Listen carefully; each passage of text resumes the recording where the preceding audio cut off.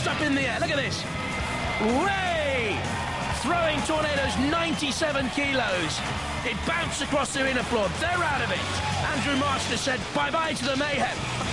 Steel Avenger has hit the hit-release button there. You can see the tyre lit up, which means the pit of oblivion is descending. Tornado will go down there anyway. But how about that? Oh! And King B has lost a wheel! One wheel completely snapped off or broken off. Steel Avenger, let's see if it was the Steel Avenger that did the damage here. There it was, the side-on assault by the Steel Avenger coming in on King B. And there goes the wheel. That hit that with a full power of 100 kilos at 15 miles an hour.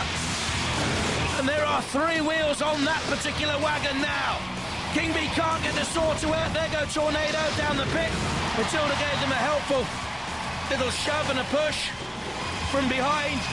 You really don't want Matilda anywhere behind you.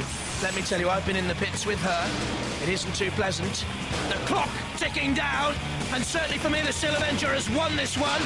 Oh, but look at that right at the end!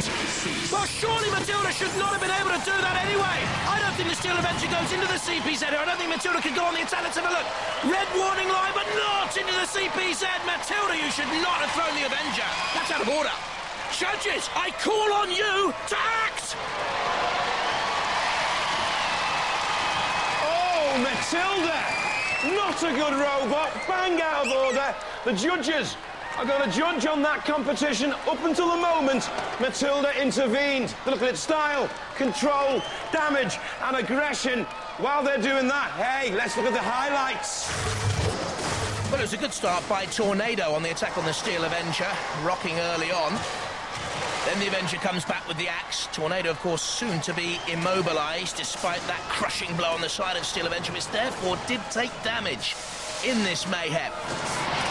Causing damage to King B, of course, and off came the wheel. That could be the decisive moment of the entire fight. Not there. That was not right. Shouldn't have happened.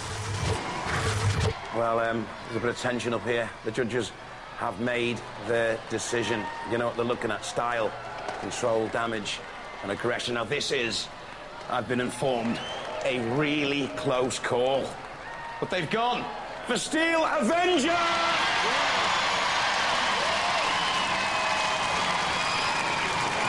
I tell you what, this was billed as the best mayhem battle we could possibly have, and it certainly didn't disappoint. I think you lost it just on damage. I mean, but what a robot. 3 wheels, goes as strong as ever. I know, don't want to stop. But the most important thing is Tornado, who was out. That's all I care about. Yeah. Ladies and gentlemen, gallant losers, let's hear it for King B. What did you think when Matilda hit you then? Felt like another flying lesson. Oh, you need a parachute when she hit you with that flywheel. I didn't realise we were so close, otherwise I'd have kept away. Yeah. You got through though. That axe is powerful. It comes, slams down hard. Sometimes it gets stuck in the arena floor. Yeah. And you can see it's going to pull it back out again. You're in the Annihilator. Yeah, 6 robots going head to head. Last man standing wins. Yeah. How do you feel about that? Well, I'll go in there and do the same as we've done now, I hope. Yeah. Just to go for everything until nothing's moving. That's why it's called mayhem. You know that? Ladies and gentlemen, let's hear it. Steel Avenger!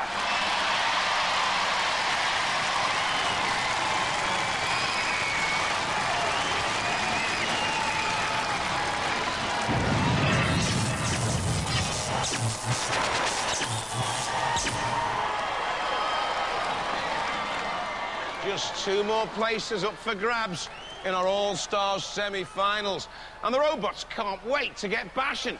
They're raring, they're daring, they're totally past caring. So, JP, who's up next?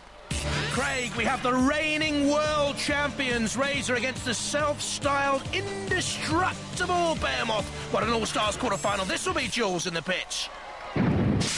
Well, Jonathan, I'm in the pits with Razor. They're up against Behemoth, who took out Hypnodisc to be here. That was a phenomenal battle. Do you think Behemoth might be able to give use some boot like they did Hypnodisc? Well, it's pretty impressive that they took the old Hypnodisc game, but I think they just got a bit lucky, really. Those boys, they tend to wuss out, you know. They tend to dive out of it, like with the Annihilator and stuff. There's a lot of chat in the pits about how Behemoth tend to wuss out. We shall see, though. What do you think you're going to be able to do to them with Razor? Rip the bucket off. Yeah? Yeah. Easy peasy? Yeah, go through that. The doddle. Have you got a final message for them? Yeah, definitely. Come on, Behemoth. Come and have a go if you think you're hard enough. Yeah. You might think Behemoth would be pretty confident about this battle, having beaten Hypnodisc to get here. But what did you tell me earlier about Hypnodisc before you fought them? Oh, we said that Razor was the most destructive, not Hypnodisc. And here you are up against them. Yes, we are. How do you feel about it? Nervous. Well, I don't know how nervous they have to be, because come and look at this. This was the only damage that they took from fighting Hypnodisc, which is not an awful lot, is it? Not an awful lot compared to some other robots. So can you do it? Well, we're going to be confident in this battle. I said it once and I'll say it again. We're indestructible. From Bournemouth in Dorset, Razor.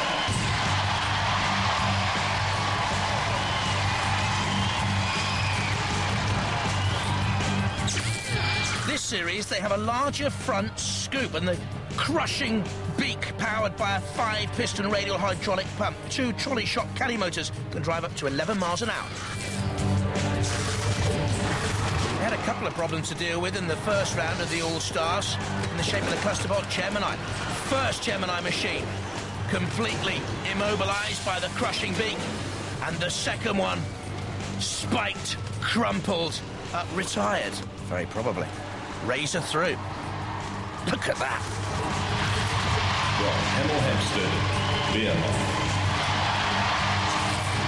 15 kilos heavier than in the last war, so more weight behind the scoop. The shell is titanium, the motor power 24 volts. This can lift up to 300 kilos. Behemoth landed a stunning victory against Hypnodisc. The disc flew too near the flames. The moths survived. Hypnodisc clawed by Sergeant Bash. And the roses failed to bloom on this occasion. And it was Anthony Pritchard and his brother in Kane Aston who went through with Behemoth. No damage sustained really to the scoop either by Hypnodisc's devilish blade. Hypnodisc torched. Roboteers, stand by. There's Behemoth then.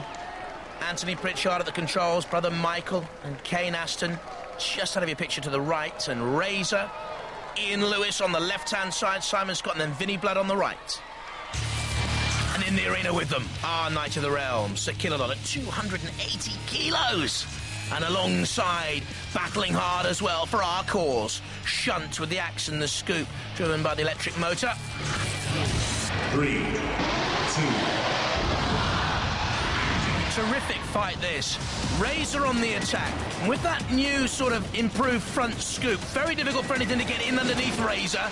And it can also act as the second part of a pincer with the beak crushing down. And Behemoth scoop has got into that crushing zone. And the scoop is being buckled and bent now by Razor. And is Behemoth indestructible? Look at that. The scoop is simply being buckled by Razor, but Behemoth driving Razor back here. Great power by Behemoth, pushing at a top speed of 7 miles an hour. Were they being dragged by Razor there, or were they pushing? Razor comes on a side attack. Maybe trying to get to one of those self-righting Behemoth arms, just to simply break it off. I think Behemoth and Anthony Pritchard at the controls know they have a real fight on here. Oh! The scoop, though, into play. And Razor turned over. Turned turtle. Can Razor use the beak and also the side wings to self-right? You see the wings coming out there? They've got little spikes on them to try and help them self-right, but not if Behemoth is driving them across the arena floor. Now, if Behemoth can keep Razor in there, can press down with the scoop, not lift with the scoop, it can lift, as we said to you beforehand, 300 kilos. What's the pressing power of it? Not much. Because of the damage sustained there to Behemoth, they couldn't press Razor down. But is Razor okay? Is there power in Razor? They're trying to self-right. They need to get away and come on the attack again. Very, very good skills there from the Razor team, from Ian Lewis at the controls, to get away and live to fight another day. Here they come. on the side charge. On Behemoth, and again, down comes the crushing arm of Razor, this time simply slicing through the chassis of Behemoth, causing as much damage as they possibly can there to the very chassis of Behemoth, which is in real trouble here now.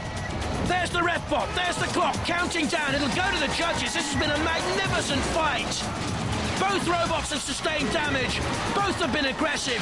Both have had great control of Behemoth right at the end of Slip Razor. It goes to the judges, but Behemoth on the attack right at the end. Goodness me, what a battle that was in the All-Stars. Let's look at this again. Whoa, you can feel the pain in the Behemoth team as they see their great scoop bucket being buckled there by the Razor Beak. But even then, Behemoth came back on the attack at the end. This is really tight, really very, very tight.